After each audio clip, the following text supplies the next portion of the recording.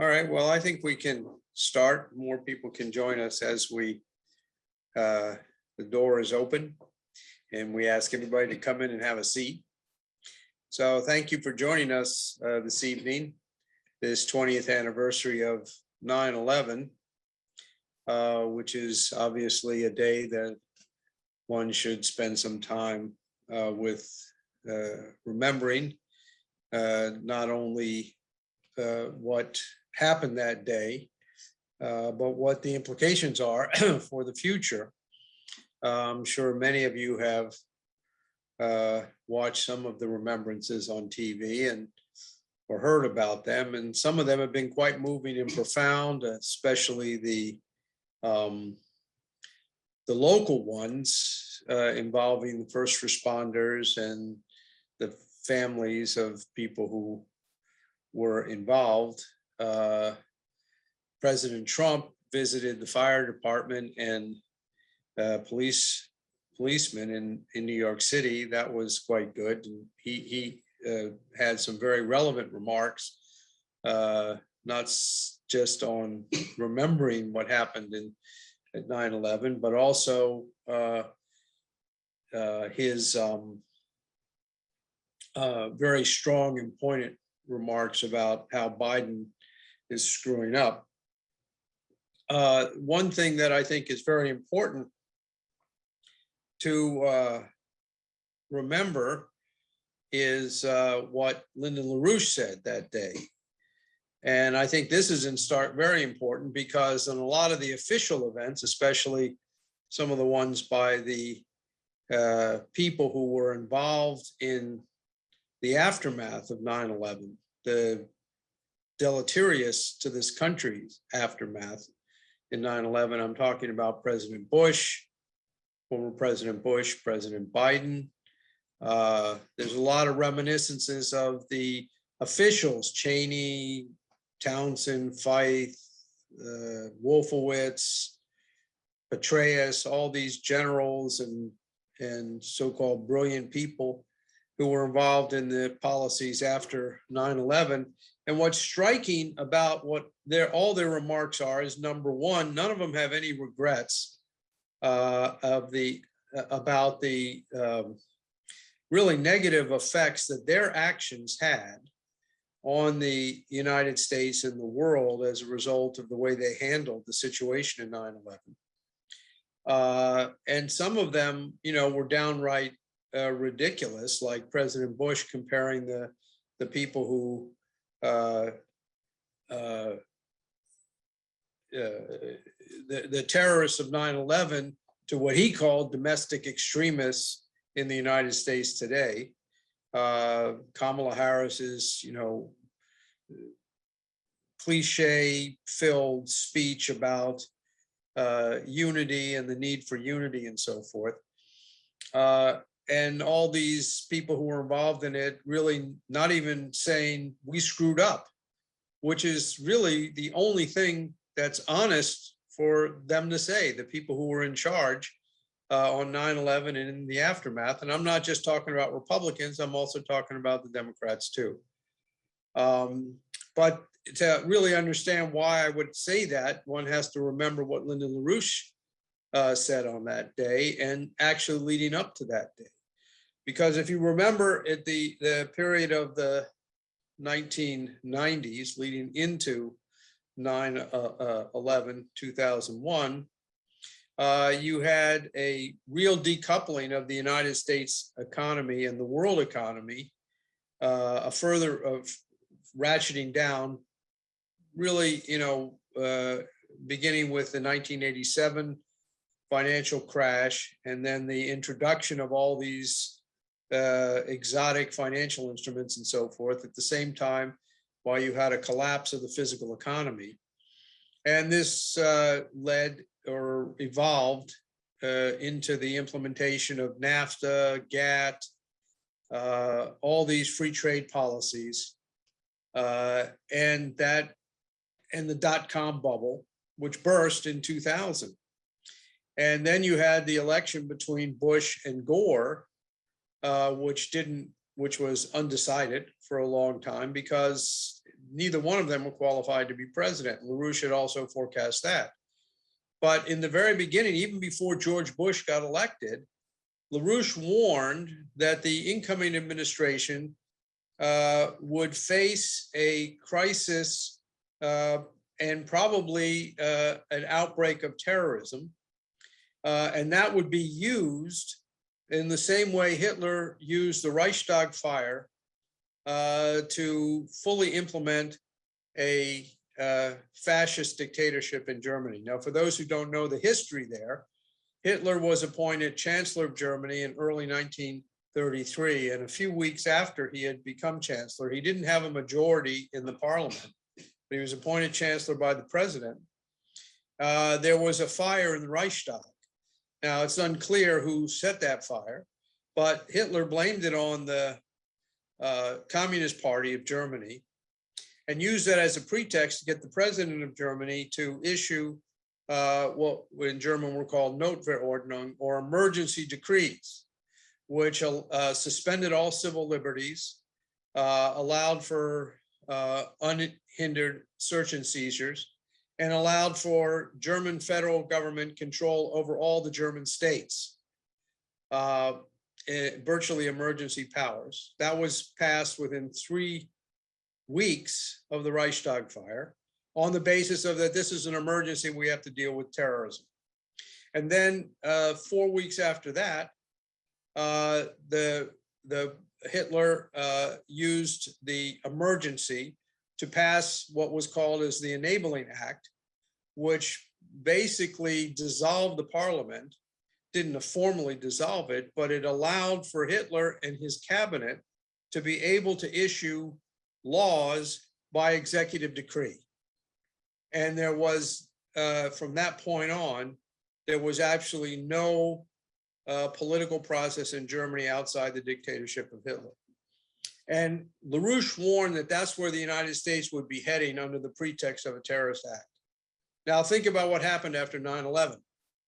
Within 3 weeks, the Congress virtually unanimously passed the authorization for the use of military force, which authorized President Bush to use military force against those who perpetrated 9/11.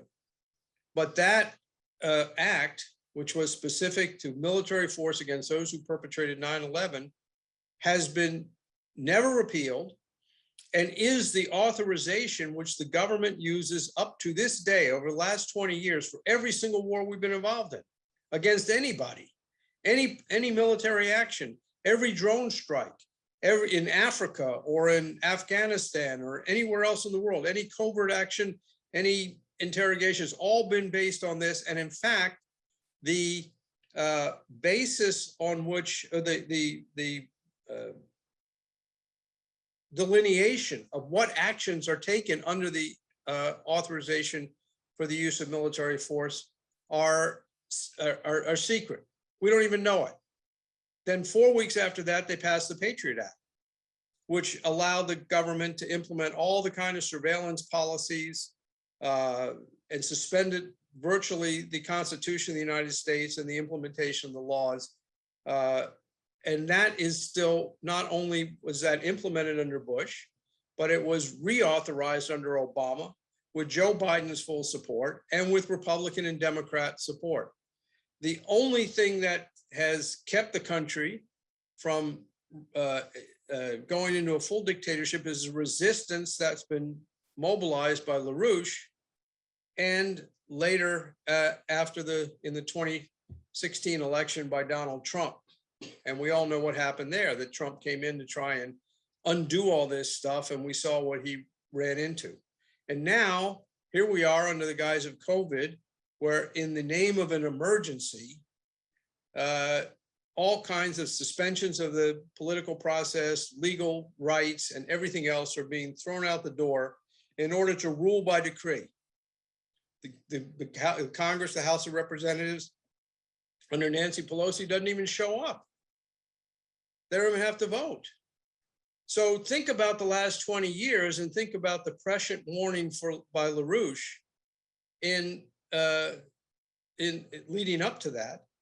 And when he was on during 9/11, as the planes were hitting the towers, LaRouche was on a live radio show in Salt Lake City, Utah, and he said this was not planned in a cave in Afghanistan. This attack on the United States came with the complicity of people at the highest levels of the US government, and later he talked about the Saudi government, who took down the security capabilities of the United States. And the danger is they're going to use it the way Hitler used the Reichstag fire to completely destroy the political institutions of the United States.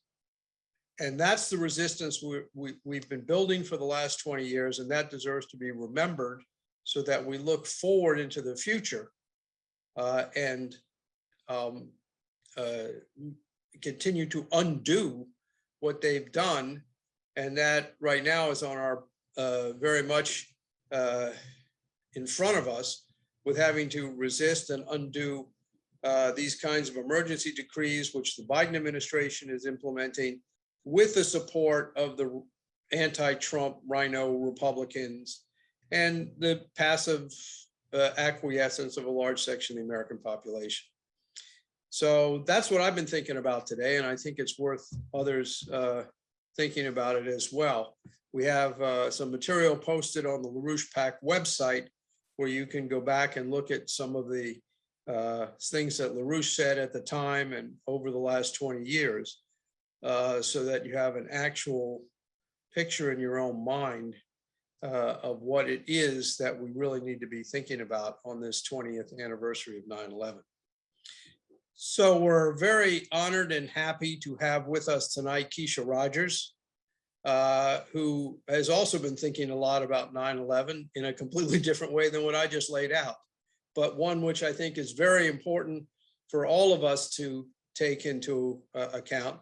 And I'd like to turn it over to Keisha right now to really help us, guide us on another way of how to think back of what we should be thinking about here on the 20th anniversary of 9/11. Okay, just getting settled here.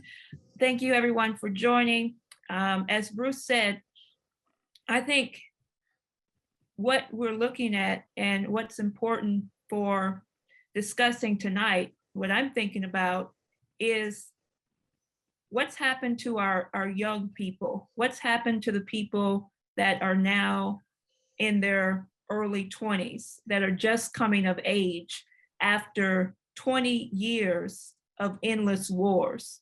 What type of future do they have? What can we actually count on in terms of looking at what we have accomplished, or should I say, what we have not accomplished in the last 20 years with the commitment toward these endless wars after the devastation that took place on US soil with the loss of thousands of lives on September 11, 2001. But what I want to discuss tonight, as Bruce said, is a little bit different. What I'm thinking about is I want to make a comparison, which others may not be thinking about, which is on this idea of 20 years in Afghanistan, 20 years of endless wars versus 20 years on the International Space Station. What improvements in the standards of living and the conditions of life have we seen from the continuous murderous policy that has come as a result of the policies of the Bush, Cheney, Obama administration, and now continuing further by the Biden administration?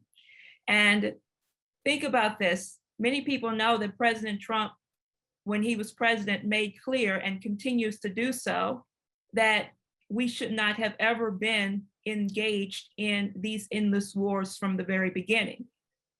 And it wasn't just the fact that President Trump was absolutely committed to pulling the United States out of these endless wars, but it was the way he understood that it had to be done.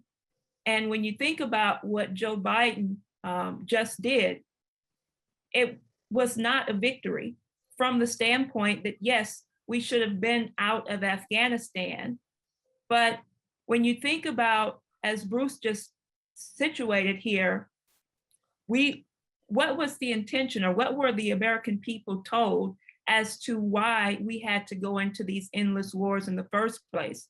To protect our freedoms, protect our liberties.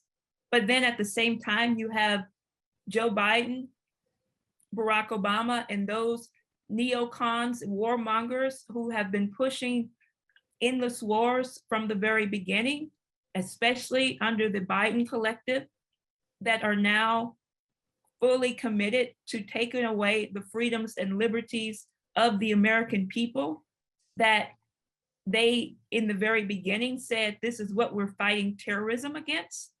This is why we had to be in these wars.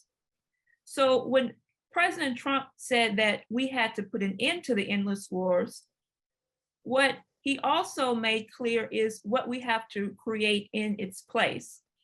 And this is where President Trump and Lyndon LaRouche had what I would call a real meeting of the minds.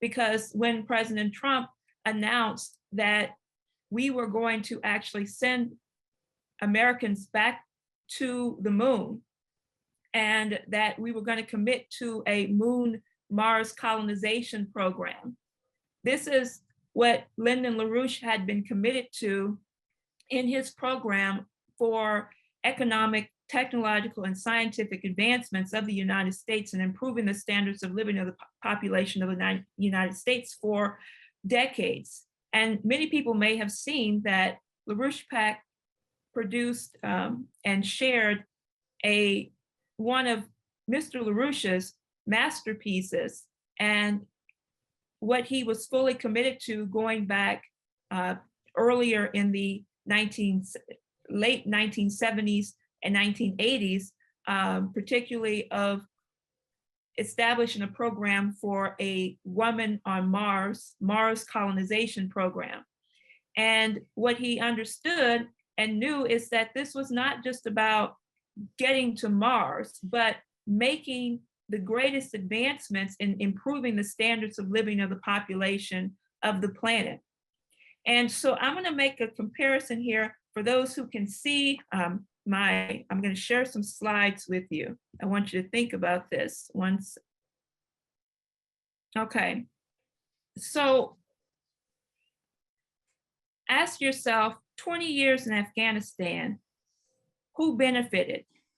How did so-called fighting the war on terror in Afghanistan improve the conditions of life for human beings across the planet? You really can't say that it did. What I'm showing you right here is just a chart of troop levels in Afghanistan. And so over 20 years, first of all, we lost approximately 2,300 US military deaths, 4,000 US civilian deaths, 64,000 Afghan military, 47,000 civilian deaths. And now, on top of that, you ask, of those people, a number of them are in their 20s, 30s. Over how many more of those young people who were dedicating and giving their lives, could have been making profound discoveries and contributions to the improvement of the standard of living of the population?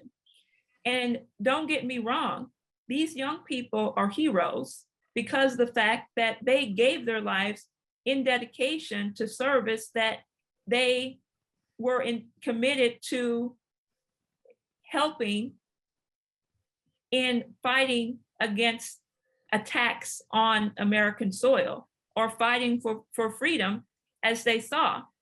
But at the same time, I want to show you in next here, this is the cost. This is what I want to break down for you. This is the cost of spending in Afghanistan. This is a chart from the Department of Defense here. So this chart that you're seeing shows from 2002 to 2020. And if you look at the chart here, let's focus in on about the time of 2010 to 2012.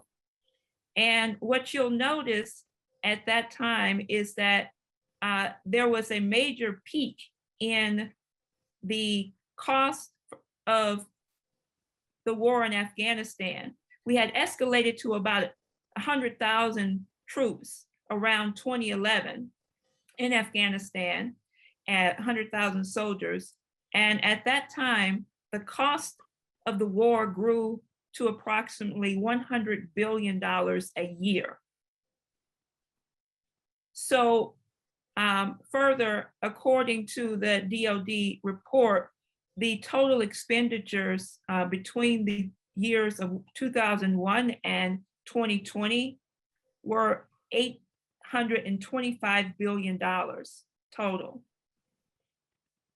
with supposedly the cost falling in the recent period to somewhere around $45 to $50 billion, as you can see here. Now, so again, you're looking at, so what I want to present to you now is the question of what type of technological advancements have we seen in the development of the space program that were not anywhere in sight in terms of the billions of dollars that we spent on the war in Afghanistan. And this is important because when you look at these numbers that I just presented here, think about that for a second. Ask yourself, what kind of medical breakthroughs, what kind of discoveries that we may make in Afghanistan that improve the standards of living of the population? I mean, maybe you can say that we use drone warfare and that under the Obama administration that escalated, but did this make any improvements? It might have made improvements in our ability to target areas better. I don't know. But now, so over the course of the last 20 years on the International Space Station, first of all, the International Space Station was fully open and put into action in November of 2000.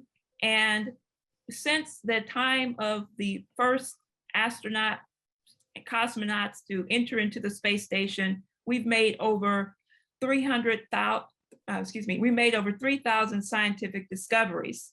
And I'm going to go into some of these discoveries in just a moment from a very interesting standpoint. But I want you to think about this from the standpoint that if you look at the fact that 254 miles high, 17,130 miles per hour traveling. We, as I said, we have experienced 3,000 experiments on the International Space Station. But let me ask you a question. How much do you think that the work that we've done on the International Space Station has costed the United States? If you have a guess here, I can tell you it's nowhere near what we've paid in Afghanistan, but the discoveries have been tremendous. So the budget for developing and building the International Space Station was $150 billion, which was pretty much taken up by the United States and shared by other countries, including Russia, with the United States, of course, taking up the bulk of it. Over the course of the past 20 years, in continuing to maintain and develop that, NASA has allocated about $3 to $4 billion of its budget, around $19 billion budget that it has to the development of research and maintaining the International Space Station. Now, remind you, this is not even counting some of the contributions and activity that's as far as funding from commercial and other entities. But think about what I said earlier. That gives you a sense that we said in the course of 1 year in Afghanistan in 2011, in the peak, that we spent over $100 billion for the war in Afghanistan. We spent $150 billion to build the entire International Space Station and to keep that maintained. So what I want to represent here or present here to you now is the question of why this is so important. When you think about this idea of, and I want to present this in a way that takes up a conception that we've discussed before on this platform, and my colleague Ben has taken this up in many fronts, which is the relationship of scientific discoveries and the process of improving the conditions of the standards of living of the population to, I'll come back to my slides in a minute, to LaRouche's discoveries and a conception that he outlined around the idea of the potential relative population density, increasing the potential relative population density. And let me break that down for you. Why is that so important? And the reason I want to discuss this is because I'm talking about the idea of what's our commitment to ensuring that the standards of living of the population are improved and developed. How do you look at this from the standpoint of this conception that Mr. LaRouche outlined that goes to a very fundamental conception and principle of why we are even here in the first place? What is the purpose of man? And it goes to the idea of Genesis 1:28. And I think this is extremely important for people to think about when you think about what we've allowed to happen because of people's bestial representation of mankind. To think that we're only animals, we can't solve our problems, we have to go and compete against each other in war, versus thinking about what unifies and brings us together around a common interest to improve the nature of man. And if you think about the chapter in Genesis 1:28, and I'll remind you of this, for many of you will probably remember that it says, and God blessed them, and God said unto them, be fruitful and replenish the earth and subdue it, and have dominion over the fish in the sea, and over the fowl of the air, and everything that moveth upon the earth. And, you know, when I first heard Mr. LaRouche quote this and talk about this in one of his most remarkable programs that he did, which you can find in So You Wish to Learn About Economics, and in a program that he laid out called The Power of Labor, that you think about this from the standpoint, if you think about this from the standpoint of what we're discussing, of what our nation has been engaged in for 20 years versus what has been the commitment to fulfilling this very idea of understanding what it means to multiply, subdue, and replenish the earth. Well, Mr. LaRouche had a very different conception about this than some people may have. And this idea came from, how do you actually use the advancements of technological progress, of scientific progress, of new discoveries that are going to improve the quality of life and also improve the conditions of the land that the population lives on. And so I want to go back here for a second. Okay, so this is a population chart here. And just take a look at this for a second, because we're talking about, it starts about 10,000 BC to goes to current around 2021. And so you might notice something here that we don't actually reach, in terms of the level of population of the planet, 1 billion people until sometime around the time of around 1750, 1800, somewhere in that area range. But it takes a while, 10,000 BC to that time. But then, okay, so you ask yourself, what was going on at that time? Well, revolutionary breakthroughs, industrial revolution, new scientific discoveries, updates, and all kinds of technological advancements. But from that point, for some reason, you see that we just took off, should I say. And in a matter of, if you look at from 1 billion people to over 7 billion people on the planet, we took about around 260, 70 years. Wow. How did so that didn't just happen. That didn't just, happen because people decide to have a lot of babies or something. It happened because of rapid pace of advancements and improving of new profound discoveries, platforms of economic development taking off.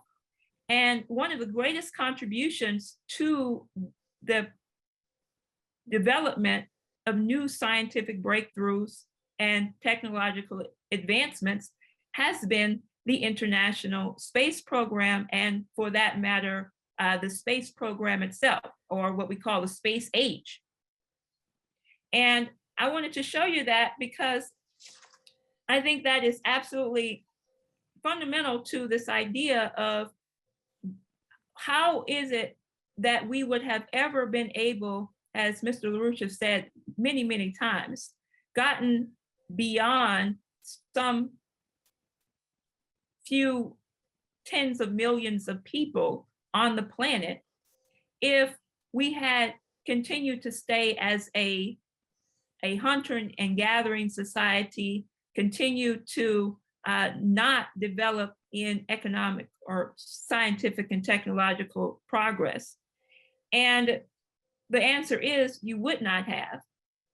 And so right now, I want to look at this question of what has actually contributed to the improvements or the increases in population, or the increases in what Mr. LaRouche defined as the relative potential population density, because we're talking about not just how many people can be sustained on a square area of land, but how many people can be potentially sustained, and how many people can be advanced as you grow scientifically and technologically. And beyond needing the advancements in machine tool design, industry, manufacturing, one thing you need is what drives an economy. It's human beings. And without human beings, you're not going to make those discoveries and advancements without the mind.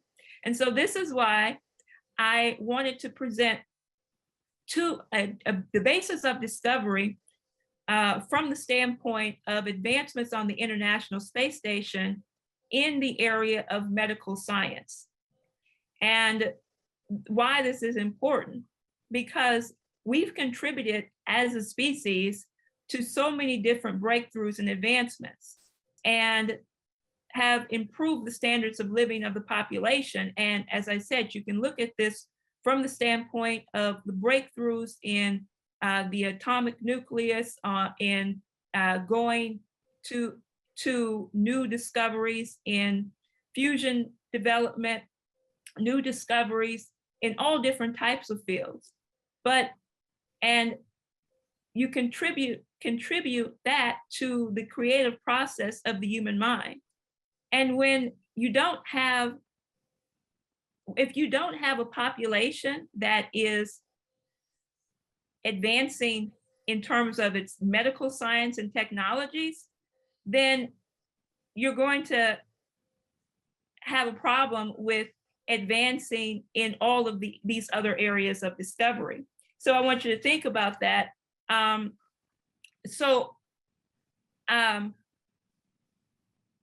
I'm going to look at two areas here just for a moment that I want to share with you and have you think about that we have investigated on the International Space Station. And that has been on first osteoporosis, which many people on this call may be familiar with. And I'll tell you what this is in just a moment here. Why this is important, because regardless of, maybe you don't know this, but this is a major problem that we face on the planet in terms of people suffering, dying of osteoporosis, bone loss. But we've made some tremendous breakthroughs in this area. The second area I'm going to go into is on heart disease, cardiovascular, strokes, heart attacks. And so just let me give you a little bit of an insight here. First of all, what you're looking at is a picture here of an astronaut working on a elliptical machine on the International Space Station. It's a specially designed machine for astronauts to be able to work out so that they can actually help to increase their bone mass, their bone density, because it's been determined and research has shown that on the International Space Station, astronauts lose about 1 to 2% of their bone density every month. And that's a lot. So just to give you some of the background, or to look at this a little bit in terms of how this works and how it affects so many people here on Earth, and some of the results in terms of how the International Space Station is helping to solve or answer some of the questions that help to improve the standards of living of the population who have suffered from osteoporosis and bone loss over the years. First of all, this is osteoporosis is a disease that leads to fractures and other problems due to reduction in the bone mineral density. And so, as I said, 1 to 2% of the bone loss is lost in astronauts who face long duration space flight or up on the International Space Station for a very long period of time. And it also contributes to increased levels of calcium in the urine, and particularly more bone mass loss that can lead to, or this loss in calcium can also lead to risk of kidney stones. So this is a big problem. And reports show about 1.5 million people suffer from osteoporotic fractures, and about 500,000 people become hospitalized. 800,000 people a year go into the emergency rooms, and you have nearly 180,000 individuals that end up in nursing homes because of this. So it absolutely has an effect on decreasing the standard of living of the population. And so now a study came out in, US study came out in January of 2007 and May 2017. And the study looked at osteoporosis related fractures, just as an example, in patients 50 and older. And in that 10-year period, 2007 to 2017, they found that 302,772 people were osteoporosis prone. And, just to give you a sense that it calculated about 66% of the people were over 65 years old, 71% were women, and about 41% had commercial insurance. So, but out of that, about the cost of the healthcare to treat this was about an average of $35,000 a person. And the cost for preventive medicine that was paid out by insurance was about $3,000 or so a person. Now, in the recent period, you've had some discoveries done on the International Space Station to study. This was done by JAXA, the Japanese Space Agency, and also by NASA. And this has been something that, let's say, NASA's been looking at since the very beginning of the space age, the space program, as we've been thinking about going back to the Apollo, going back to Gemini, going back to the beginnings of the human space program, because we knew that this was going to be a problem. And how do we solve this problem in terms of long duration space flight? We're talking about, once we're not just going to stop at the International Space Station, but we're going to the moon, we're going on to Mars. How are you going to actually address these types of problems in terms of long duration space travel and the effects on the human body? And so one of the research discoveries that was done was to look at seven astronauts from the US, Canada, and Japan participated in a research program on the International Space Station. And they were going to be staying on the International Space Station for long periods of time. But what they did before they went is, in addition to the exercise that the astronauts participate in, they also were given a medication that was just coming on market there called alendronate. And this is important because at this point in time now, this medication has contributed to massive rates of increase in the advancements of curing and having effects on stopping the effects of osteoporosis. And so what they did is they took about 7 milligrams of this per week before space flight, during space flight, on top of their exercise routines and also taking vitamin D. And they saw rapid rates of improvement. And so you think about this, as a result of that, I don't know how many people out there know someone who suffers from this, but think about what I said before, how many thousands of people are going into nursing homes, are in the hospital for fractures on a yearly basis, and how it is that from the standpoint of looking at the effects of osteoporosis, bone loss, bone density loss on the International Space Station, and making certain breakthroughs and discoveries, and then also not just looking at that from the standpoint of the International Space Station, but how you come to understand, well, what causes this?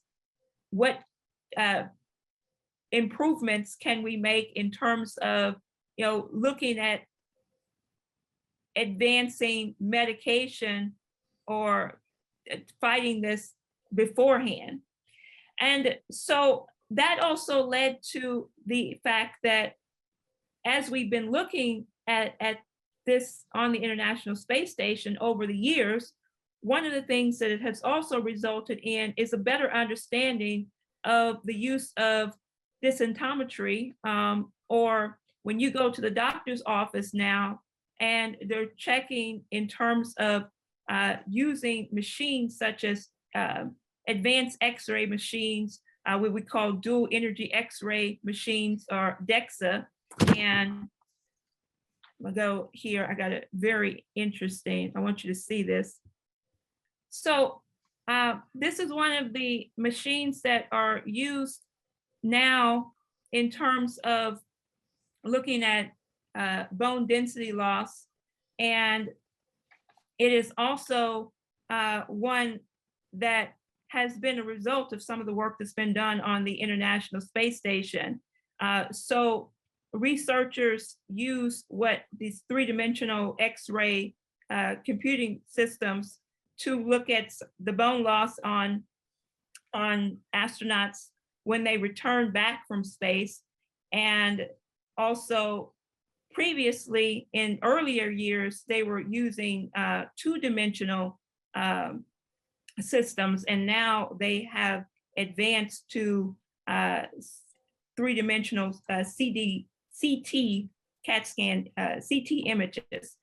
And this now, as a result of some of the work and advancements of the densitometry and the work that that we have seen in terms of the advancements of these new machinery, every single astronaut, both astronauts who are currently active astronauts and retired astronauts, are reviewed and giving this bone density test every 3 years, even long into for the rest of their lives, even long into their retirement, so that you can actually see the improvements in their what's happening with their bone loss, or what's happening as a result of space flight, or to help us to better understand and improve our advancements in medical understanding of how to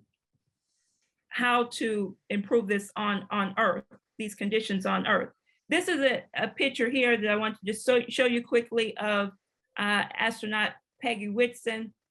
And she's working on a project on the International Space Station on what's called osteoblast and osteoclast. It's a bone increasing of the bone mass and also decreasing of the osteoblast, is the forming of bone, and then you're looking at the dissolving of bone. And this is important because they're looking at, well, how do we actually how can we, in the course of people suffering fractures or having to have a hip replacement, what can we do to actually improve these conditions in terms of having new methods for replacing bone loss in people, and also being able to figure out why this bone loss occurs and advance medications that will help improve that. So now I'm just going to show you this quickly. I have a couple minutes here, and I want to go quickly to the next area of study, and then I'm going to bring this together a bit here. So the next area of study I want to take up is the question of looking at one of the major causes of death in the United States and really across the planet is heart disease and heart attacks, and almost 600,000 people per year die of heart disease. And so to help people on Earth come to understand and what has been the cause of this heart disease. What can we do to actually improve the standards of living? 600,000 people a year is a lot of people who would die. That's all, 1 out of 4 people who would die of this. And the advancements we've made on the International Space Program, even in the recent period, have been tremendous. For example, first of all, I want to look back at, many of you may know about the fact that in the early stages of the shuttle program, in the beginning stages around 1995, a doctor in Houston, Texas, by the name of Dr. Michael DeBakey, a cardiologist, a heart doctor, took some of the advancements of the shuttle program, which was instrumental in the development of the International Space Program, and actually figured out how to make what's called a artificial heart pump, or what they call a left ventricular assist device. And when someone's getting ready to have a heart transplant, sometimes the donor is not right there, and or the heart is not available at the time. So in the course of waiting for that transplant, the person, in order to keep them alive, as a result of the work done by NASA and Dr. DeBakey, and I had a chance a few years back when I was running for office to go and visit this facility and visit the DeBakey Institute Heart Center. And what this was developed from is the idea of the way that the pumps on the space shuttle work and how the engines work were helping to design how you would use a pump for the for pumping the blood into the heart and the arteries and keeping the person alive while they were waiting on a transplant. So, you can see how this has improved the standards of living and the conditions of the population. But now we've even gone further than that. This is what I'm showing you here on the image on the screen is one of the advanced machines that's used on the International Space Station. It's a ultrasound machine. And what's interesting about this is what this gentleman is doing here in terms of doing an ultrasound on their fellow astronaut. Everything that's being done on the International Space Station can actually be seen right in the control room on Earth at NASA.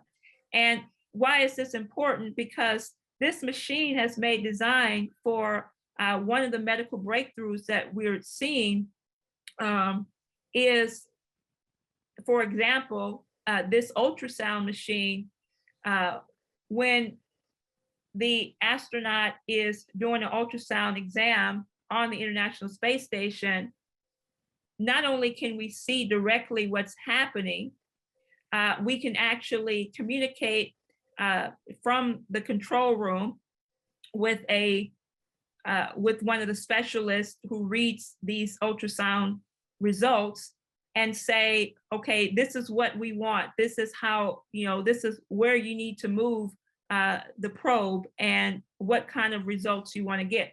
Think about that from the standpoint, it's already now taking off massively in terms of areas around the world that don't have access to medical help.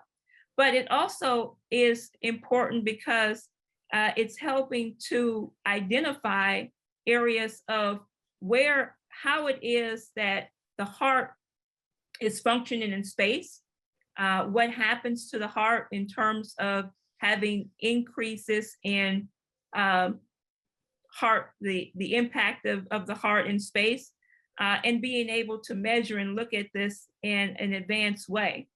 And so now the last area I wanted to touch on from this standpoint too is as said, we've gone from the development of the heart pump and waiting for a transition when waiting for a transplant, to now one of the biggest advancements we're in the middle of looking at that has already given back some tremendous results is stem cell therapy, stem cell research on the International Space Station. And this is extremely important. I think that's my last picture here.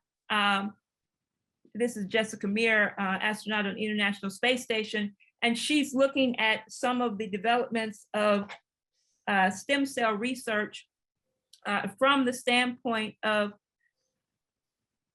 think about the fact that what would it mean if we're able to use the stem cells of human stem cells of an individual to regenerate those stem cells that come from various organs, such as someone's heart or someone's lungs, or and be able to rapidly advance the regeneration of those stem cells so that you can use the stem cells from the individual and can save their life. And this, I mean, one of the doctors who is head of the Mayo Clinic in Florida, and I was listening to him yesterday, and it was very fascinating, very important, because there's so many people, personal experience with me, that have lost their lives as a result of heart attacks, as a result of heart disease and stroke.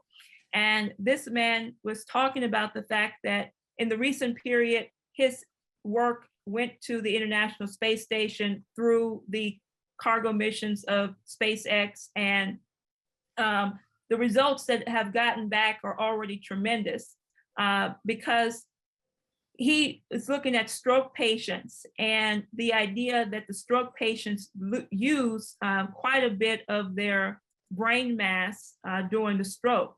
And so the idea of how do you regenerate this brain mass after stroke, or how you actually regenerate stem cells for the heart or for other organs was a big concern to him.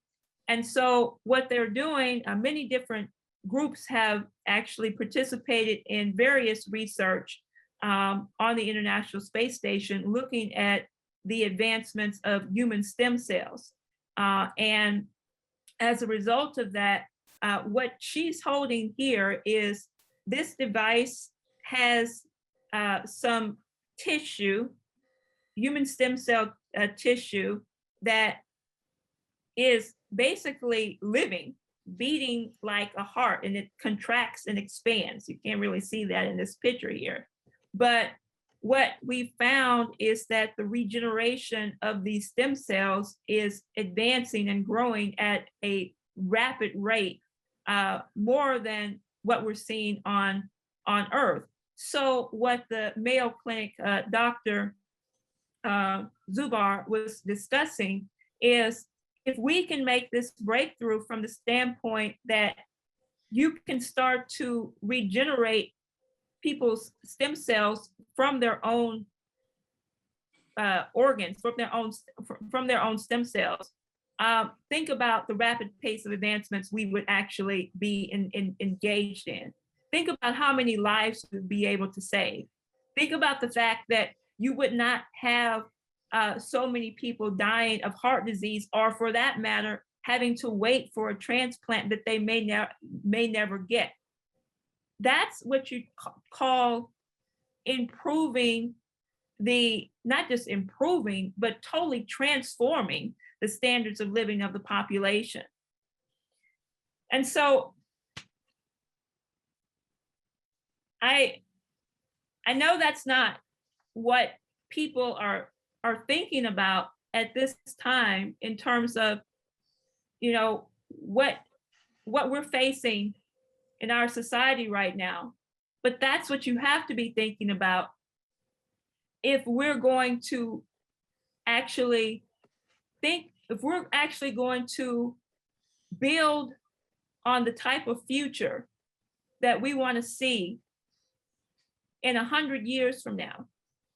And some people might be saying, we can't barely get through, the years that we're in right now because we have insanity and crazy people running the government and people who are out to kill the population. Well, the question is, who's in control? We are many, they are few.